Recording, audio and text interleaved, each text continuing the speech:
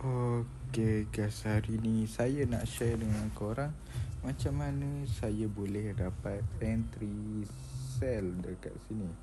Macam mana dapat sell dekat sini? Okay, kalau korang nampak dekat sini, kita ada drop base drop. Drop base drop ni sebagai supply zone, iaitu kita zone sell.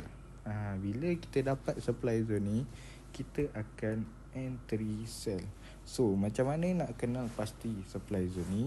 Okay, kalau korang tengok dekat sini, dia lebih kurang engulfing, tapi dia lain sikit. Kat sini korang akan nampak candle drop. Ni ialah candle drop. Okay.